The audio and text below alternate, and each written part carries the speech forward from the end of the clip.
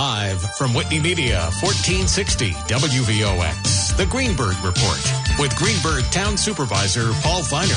You can join in the conversation at 914-636-0110. Now on 1460 WVOX, here's Greenburgh Town Supervisor Paul Feiner. Hi, Paul Feiner. I'm the Greenburgh Town Supervisor, and today we have a real treat. We have a father and son team.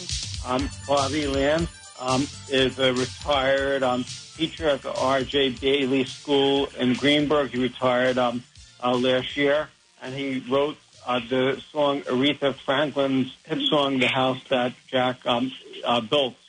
And he's continuing his composing career. And his son also is a musician.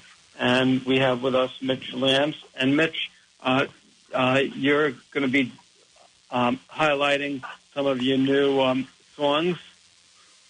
Yeah, exactly. Yeah, thank you for having us today. We maybe hear the first song that you're going to be highlighting. Sure. Yeah. It's called Seed. I just actually released it today on my birthday. Terrific. So I'd like to ask the producer if we could hear the song right now.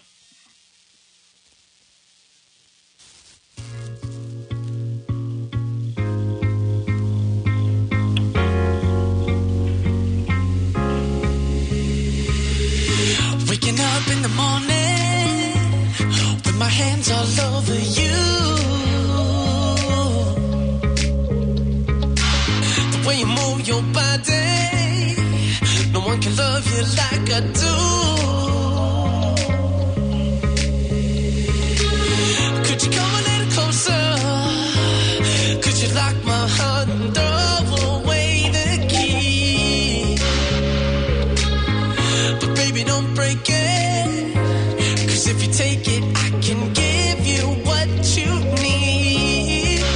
So let's plant a seed and see if it turns to a flower or a weed. Yeah, it's not a dream, but you can lay with me until you fall asleep. Yeah, let's plant a seed.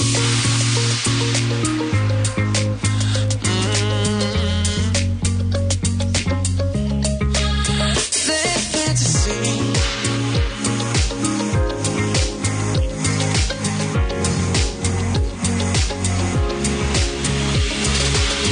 Did you tell your friends about me? Do they think that I'm alright for you? Or would they rather you be lonely? You can tell me, I won't make you choose. So would you plant the seed and see if it turns to a flower or a weed? Yeah, it's not a dream, but you can lay with me until you fall asleep. Yeah, let's plant a seed.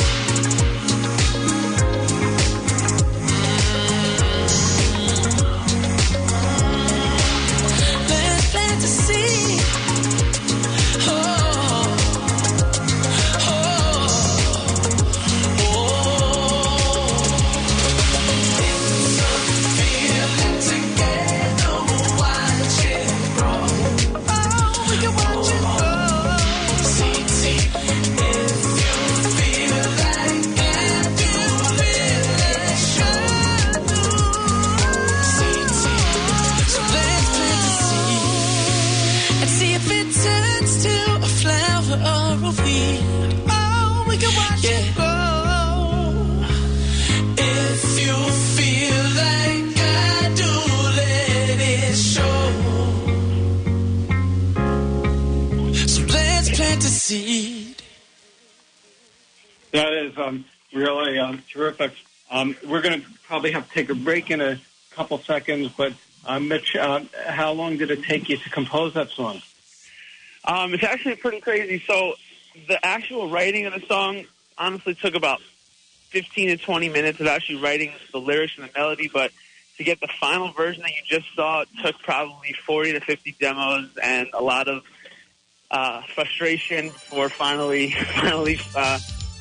putting out what you just heard. So, yeah, it took a little bit of time. Yeah. We have to take a break, and then I want to talk to you after the break about you and your father about composing pieces and about your career and Bobby life after retirement. So we'll be back at 10:20, and we'll hear some more music, and we'll have a conversation with Bobby Lance and his son Mitch Lance. I'm Paul Feiner.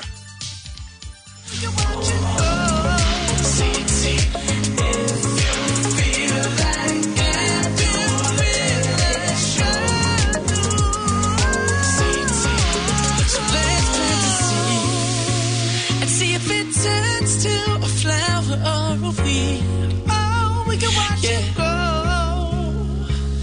If you 1460 WVOX. Now back to the Greenburgh Report on 1460 WVOX. Once again, here's Greenburgh Town Supervisor Paul Feiner. Hi, this is Paul Feiner, and I'm the Greenburgh Town Supervisor. And my guest has been Mitch Lance, who played a song that he just composed, and Bobby Lance, who was a composer of Aretha Franklin's hit song, The House That Jack Built, and a retired teacher of music at the Bailey School in Greenburgh. Bobby, how does it feel to have a son who's following in your footsteps? Well, first of all, how you doing, Mr. Feiner? Nice to talk to you. Yeah, it's it's interesting. The way I look at this, he's what I'm most proud of with him. I mean, he's talented, very talented. He's given a gift, but his work ethic and his fire to make it is really the thing that I think will bring him there eventually. I mean, how do I feel? That's what I'm most proud of. I mean, I know he's talented. I guess, like I always tell my students when I used to be at R.J. Bailey, we had a lot of talented children. I said, God will give us a gift, but you got to work hard to make it happen in anything that you do. So really, that's what he does. He works really, really hard. He's highly creative, and he's developed into a really good songwriter. He doesn't ask me that much for help anymore, which is a cool thing. But he respects my ideas, and we get along that way in the studio pretty well. An argument here or there, but, it's father and son. We've never argued once. Right. But I'm very proud of him for those reasons, and I think will make it. I mean, people always say to me, Mitchell, he's so good at a lot of things. How hard it is to make it in this field. Believe me, I know. And been there when I was younger, and it's very hard. And it's even harder now because there's no record companies to help you. Now you have to do it on social media. But,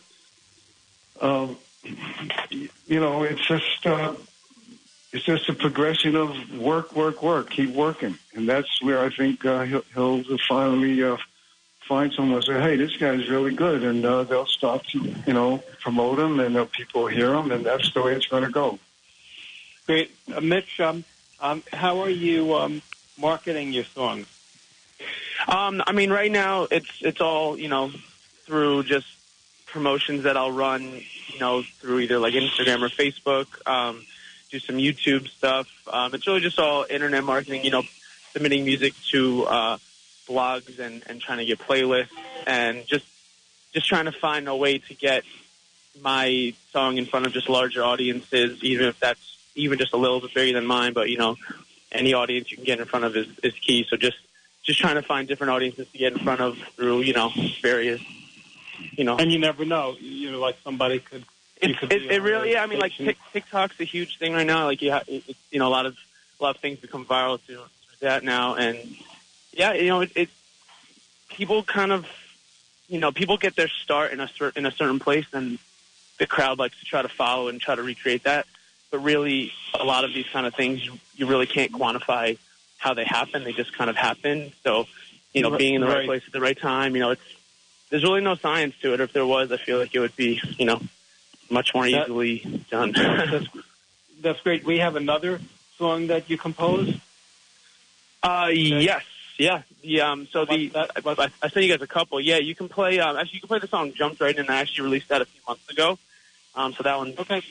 So now there's a music video and everything. Yeah, you can check that out. I want to ask the producer if they could play that song now. Are these different albums or in the same? Okay. So right now they're just all individual, just singles, just one project at a time. Okay. An album will come at some point, but right now individually. Let's hear it.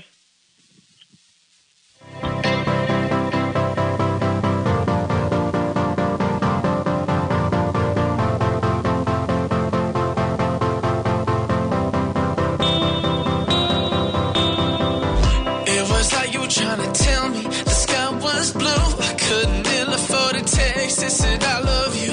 A couple months too long and loving you was overdue. Just need your body over me. I love the way you move. You mentioned how you felt the same from the start. Well, girl, I feel you. I try my best to play the part. Then it hit me. I was lying to myself at night.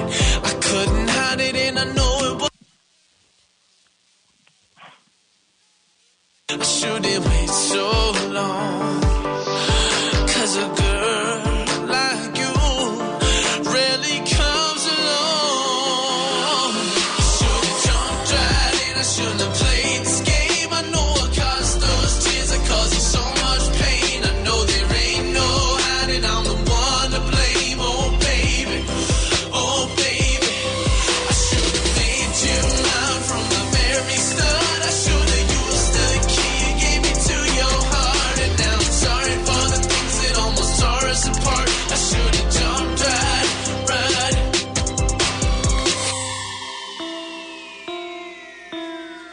Staying up and out with you, it's better than dreaming. Sipping on this little drink, I ain't never leaving.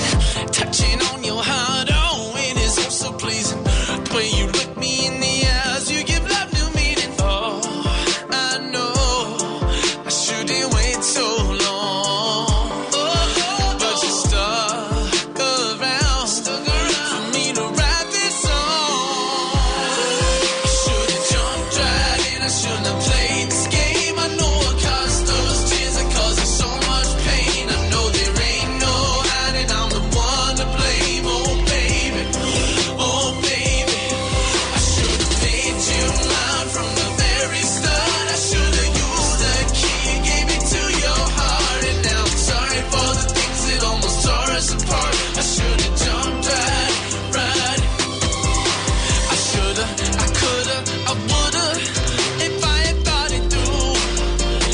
I didn't know how much I needed you. So can you tell me what to do? I should've, I could've, I would've. It's about time I say the truth. Oh, I never get. And we have to take a break, and we'll be right back with Bobby Lance and Mitch Lance right after this brief break. I'm Paul Feiner, Greenburgh Town Supervisor.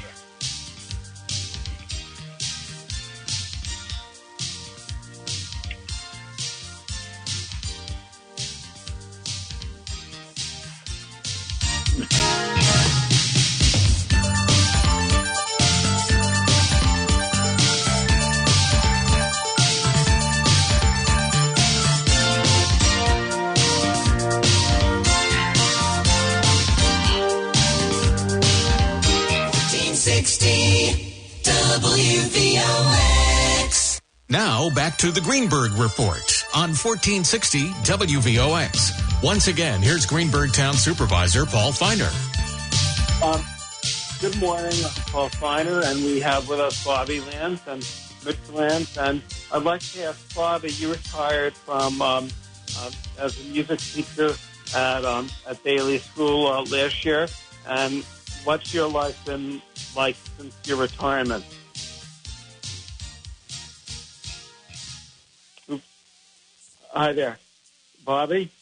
Yeah, I heard the music was much louder than you. I didn't hear exactly what you were saying. Yeah, I just want to know what life's been like since you retired as a music teacher at Bailey School?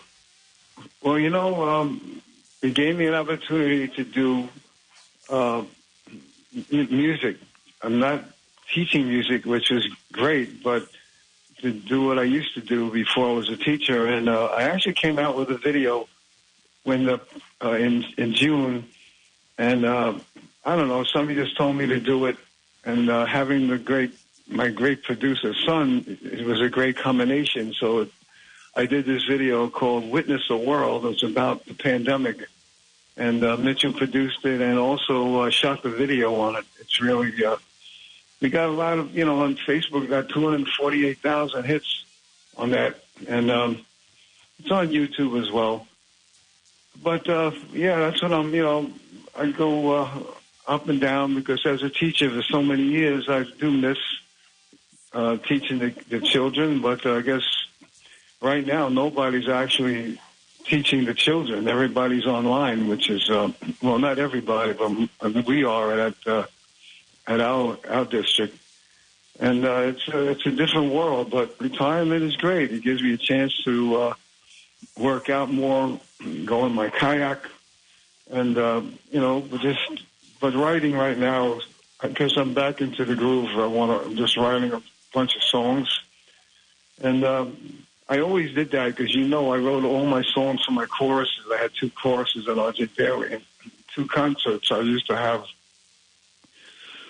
do, 3 to 4 songs each one. So I was writing songs like crazy for them. Of course, it was brainstorming with children. It's a lot different than writing pop songs, obviously. But musically, it's still the same. A song is a song, and you reach people, whether it's young and old. Just got, of course, lyrically is confined to youth, so that was fun. But now I can write whatever I want to write, and that's what writers do. But other than that, retirement is good. It's fun. And is the fact that you composed the hit song that Aretha Franklin helped become famous with, The House that Jack Built, does that help you get traction? The fact that you had a hit song. Mr. Finer, I don't want to go into my past, but I started very, very, very young, and I knew nothing about business. And because of my lack of that knowledge, I at the time, everybody wanted to sign me, and unfortunately, Motown sent Eddie Holland from the Holland Dozier Holland team, who was the biggest writing team that Motown ever had. He wanted to meet me, and he came to New York. My friend Richard Perry, a great producer himself, set up the meeting, and they made me feel like $1 million, and I was just a kid. And they took me to Motown, and then The House that Jack Built hit, and then they wouldn't release me, and then Atlantic Records wanted me to record these albums, which I did, and it never worked out a deal, so I was left in quicksand, and that's really how it went. But you know what? Things happen for a reason, and I look at the son I have and the wife I have, and I probably wouldn't have had either one if believe me, I would have loved to be a star, but, life takes its turns. You got to go with them. And I'm proud of the things I've done, I've taught a lot of children that wrote me letters, and I still see them around Greenburgh, and, they run, they hug me and all this, and it's a nice feeling to know that you reach children. That's great. Mitch, do we have another song that you have? Yeah, I actually said one more. It's an unreleased song. I thought it'd be cool to play it for you guys. It's called Crazy. Check it out. Okay. Yeah, great. Unreleased. This one's coming soon. What do you think?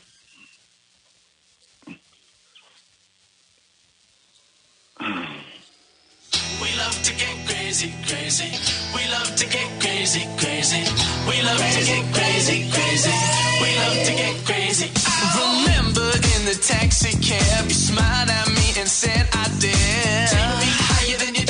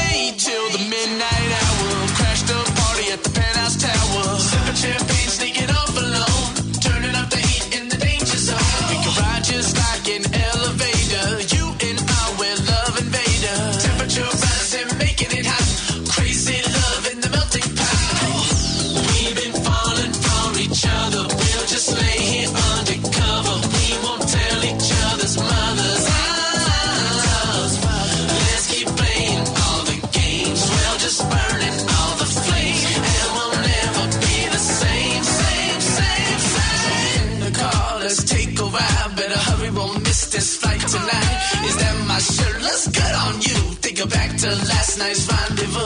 Don't take time contemplating what we found is stimulating.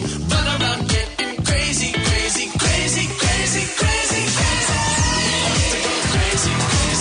We love to go crazy, crazy. We love to go crazy, crazy. We love to go crazy. We love to get crazy, crazy. We love to get crazy, crazy. We love to get crazy, crazy. We love to get crazy. We love to go crazy, crazy. Each other, we'll just lay here, cozy, cozy. Don't tell each other's mothers. We love to keep playing balls and games. We'll just burn and balls and flames. And we'll never be the same, same, same, same. We love to go crazy, crazy. We love to go crazy, crazy. We love to go crazy, crazy. We love to go crazy. We love to get crazy, crazy. We love to get crazy, crazy. We love to get crazy, crazy. We love to get crazy. Ow! That is great. You're a very, very talented, composer and a musician. Mitch, you said that was an unreleased song. Yeah. So, when do you expect to release it, and what's the steps you have to take to release the song before a song gets released? So yeah, that's going to come out. That's actually probably going to be my next release. I have a bunch of songs ready to go, so just formulating which ones I think will sound good coming out after each other. But yeah, so that one will come out, and the steps you have to take are, first you have to, register with your distribution company. So basically that's the step to take to put it on all the online platforms that there are, and that'll cover all the bases. And then from there, you have to create some sort of, promotion plan where you're going to, promote it to your current fan base on your own social media, but then, find ways to bring new people in, new faces. And you have to, just like I said before, you have to try to put it in front of as many eyes as possible. And yeah, keep grinding it. So we have to take one more break, and we'll be right back. I'm Paul Feiner, Greenburgh Town Supervisor with Bobby Lance. I'm composer, and his son, Mitch Lance. Now back to the Greenburgh Report on 1460 WVOX. Once again, here's Greenburgh Town Supervisor Paul Feiner. Hi, I'm Paul Feiner. I'm the Greenburgh Town Supervisor, and we're interviewing Bobby Lance and his son Mitch Lance. They're both musicians and composers. And Mitch, could you tell us a little bit about working with your father and your father's role in helping you become an outstanding composer and musician? Sure. So here, Dad, don't listen because I'm going to say nice things about you, all right? So basically, my dad is the reason I do music.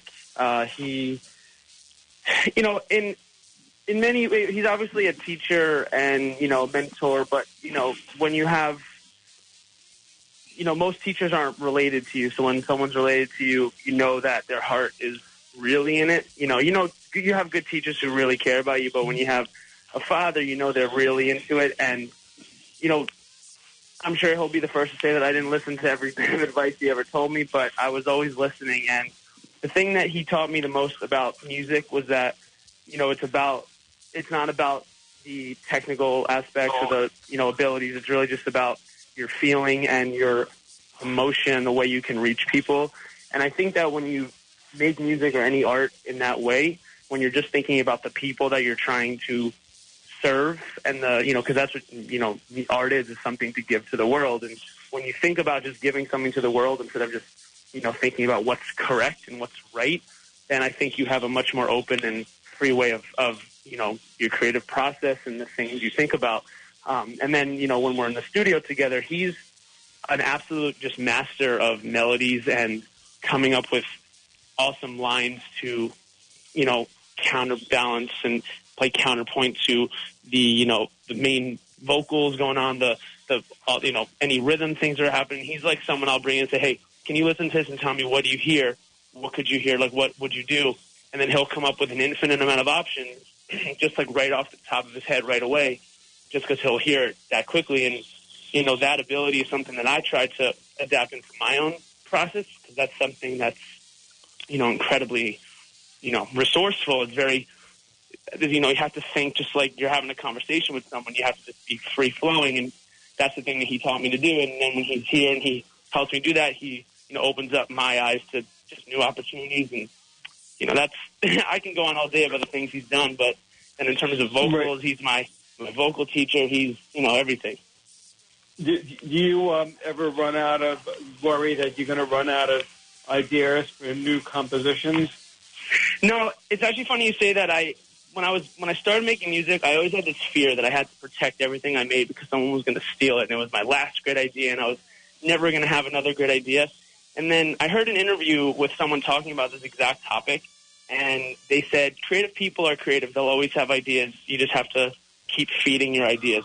So the way I think about it is I'll never run out of ideas, but I know that I'm going to run into some terrible ideas along the way. So the idea is just keep writing and keep making, and, you're going to make some great songs, you're going to make some terrible songs. But, the greatest baker in the world didn't wake up and just know how to make a cake. So, you have to mess up a bunch of times and, just keep going. Your father, you mentioned that Mr. Feiner, I have to interject here. First of all, Mitchell never makes a terrible song. The problem that we have, he's made some songs that I love, and he won't release them because he doesn't think that they can connect. But I think they're great. So he never really writes a terrible song. And some of those songs that you probably will never hear are amazing, but, he's the boss right now. So anyway, that's all I want to add there. Right. In terms of the world has changed since your father, started his career, and as your father mentioned, social media is now the way of marketing. You have to use just totally a different world out there. Do you have a manager, or do you manage the promotion of your songs yourself? No, I'm completely unmanaged. I will seek out a manager or connect with someone like that when there's more to manage, I guess you can say. I feel like at this point where I am, I can take care of the things on my own, but I feel like there's, I think the key, the way the music industry works today is people, it's more about a collaboration than like, hey, I'm going to take you and make you a star. It's more like you have to be great on your own, and then you're going to meet people along the way who are great, and then you team up together and you keep being great. But it's not like you're waiting for someone just to like take your hand and walk you down, to get you to accept your Grammy. You have to. It's such a DIY world today. So a big misunderstanding and mistake that a lot of people make is that they think that they're going to find the manager or find the record company or find the publisher that's going to take them, where they think they need to go. But it's like most people aren't even going to get in front of those people until they lay down so much groundwork on their own and show that they actually can do it. So that's really where the biggest difference is today. Develop like a portfolio of excellent music, and then you figure at the right time you could be discovered. Yeah, but I wouldn't even say the word discovered, because I feel like that's like I feel like it's a accurate way to put it, but I also feel like it sounds a bit dated as well, because I feel like you can make yourself discovered at the same time versus someone discovering you. So it's like you can't just wait for that person to come help you. That's where you have to be resourceful, and that's why, with the information age, you can learn how to do almost anything today.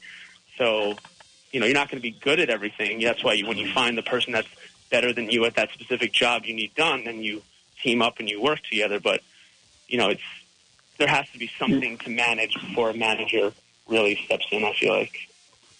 Right. Before the pandemic, I remember speaking, I think, to you or your father, and you were giving a concert, I think, in Rockland and the Palisades Mall. Yeah.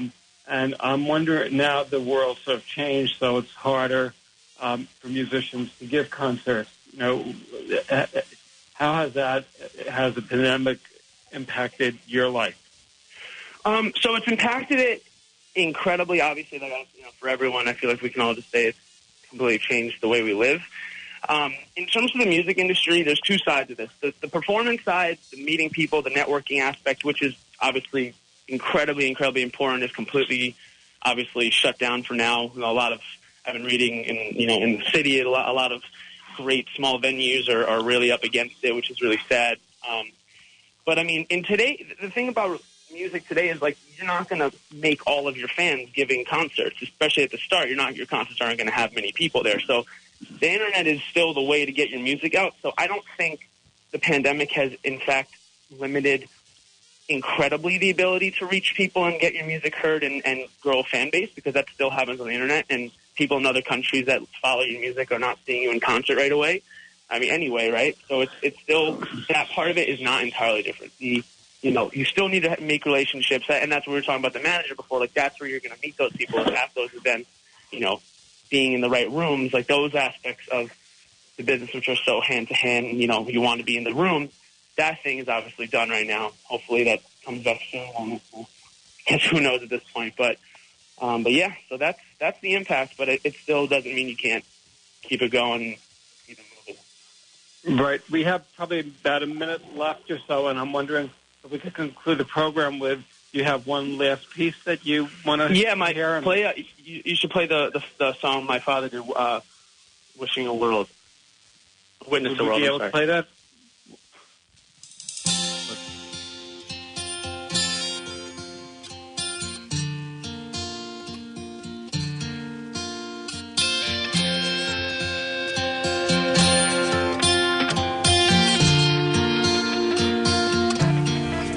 Today we witness a world completely terrified. So much lost, it gets amplified. The cities are a ghost town with no one to greet. Walking along is frightening on that empty street. The uncertainty of who will survive or die. The fear alone can make you cry. Friends and family we might lose today. What makes it even worse, we hardly ever see our children at play.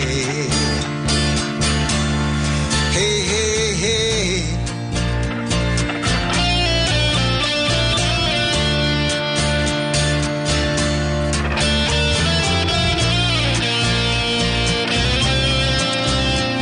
Now I for one never thought of dying.